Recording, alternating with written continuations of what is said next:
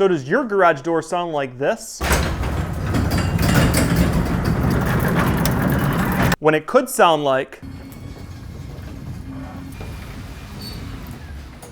Today we're going to be going over 2 different ways to shut a noisy door up. In the first part, we're going to be installing this Genie garage door opener. This is a wall mount jack shaft style. Amongst other things, these openers have been notorious for operating silently, and I need a new one anyways, so it's just going to be the perfect time to install it. Then in the second part, we'll be replacing these worn out rollers, and I'll show you where on the door to put grease to get the most noise reduction. So with that out of the way, let's get cracking. Now this opener is a Genie 6172 HB. The only reason I went with this one, it was on sale for spring. It was just over $400, and I checked the manual to make sure I had a relay terminal that I need. All right, we have the opener. I just went ahead and hooked up the batteries, and we'll just see if it works. Oh, there it goes.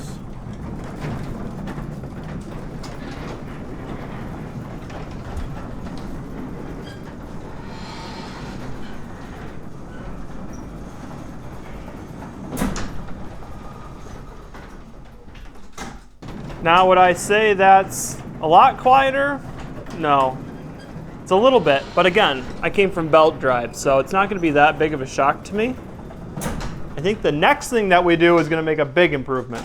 Now there's like 3 different size rollers, but how you check that is you just measure your rail. See how my rail's about 2 inch? That means I need a 2-inch roller. Now these, as you can see, are definitely not, right? So they're spec'd out as 2 inch, but they're actually 1 13/16 inches. So a 2-inch roller fits in a 2-inch rail. So before we even start, we need to understand where and how our spring is connected to the door. So what we're gonna do is go over, look for the wire, follow it down. And there it is, right there at the bottom. Now I'm gonna open up the door a bit so I can get a better look at that. Or we're on the other side of the door so it's brighter. So there you can see my wire, and it connects down to there. And it looks like I'm massively lucked out. My wire's connected directly to the door. See, sometimes they're connected to this bottom plate and you won't be able to pull this out to change the roller. A lot of the times they recommend not replacing it all due to the hazard of removing it. A lot of people will probably open their rail so they can pull the roller out and slide it. And there's another trick of running it all the way up to the top and taking it off when it's at the lowest tension. I'll see if I can find a video of someone doing that method in case you have the style where it's connected on the bottom, and I'll post it in the description. But I've looked this over thoroughly and it doesn't appear in any way that this is connected, so in my door we're gonna be safe to remove it. All right, we're gonna start working top down, removing them one by one. And on mine they use 2 different size bolts. The bottom's a 7/16 and the top's a 3/8. All right, let's take it to the bench. Actually, you know what? This roller doesn't sound too bad, but it has definitely seen better days. Pretty crazy, it's only 15 years old. So that's exaggerated, but we're also gonna fix the noise of them shifting. So let's get rid of this old one.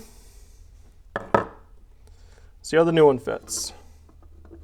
I was gonna use synthetic grease, but I couldn't find it. And I had this in the shelf, so we're gonna use this instead. So we're gonna go ahead and put a little bit of grease on here. And we don't wanna go overboard because we don't wanna make a mess with it, because the more grease you have, the more dust it's gonna attract.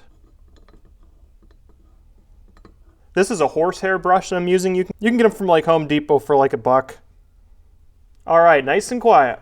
She's on, and now we're gonna go ahead and grab the next one down and bring it to the bench. We're gonna go ahead and do the same thing of installing the new one and greasing it, but this one makes a lot of hinge noise. So we're gonna go ahead and try to paint some grease underneath of these and see if we can't get this hinge quieter.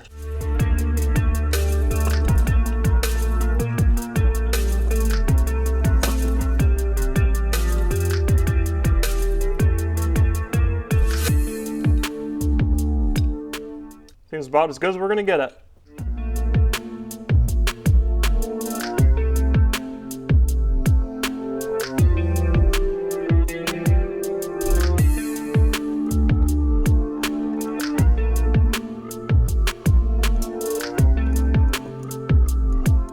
All right. Now guys, just make sure you pay attention to what side's actually hinging so you know which way to put the wheel back in. I'm gonna go install this and we're gonna rinse and repeat on the rest of the door. So we got down at the bottom and I see this side has a red screw in it, which means typically don't remove because they're tension. But this side doesn't have one. And I still don't think that it's connected, but I guess there could be something internally. I'm gonna go do the dumb thing and just remove it anyways, but I would do it really carefully. And if I see anything strange start to happen, I'm gonna stop and I'll probably go up and put a pipe clamp on the bar so it can't uncoil at all. Golly. Oh. All right, it's out. So maybe my red screw was just a mistake when they installed it because my cable's still on there.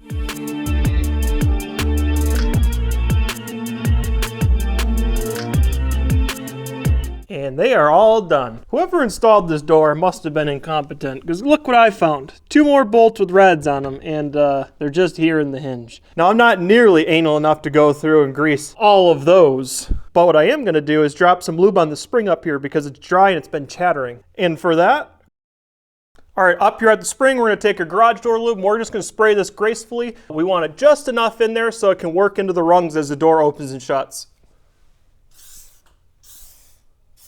You guys try not to get on the ceiling.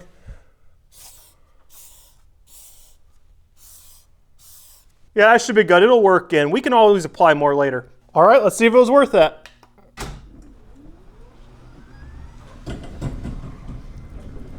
Still a little bit of chattering on that, but it'll probably work its way out.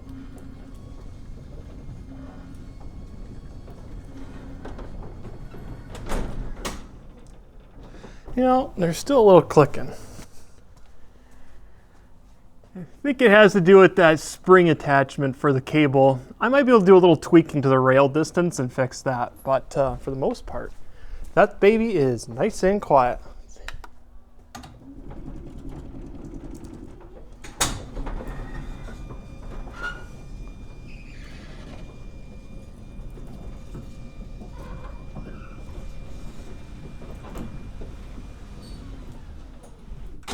It's funny, I never heard the seals rub before because everything's normally too loud. So I'm gonna call that a success. All right, everyone, thanks for watching.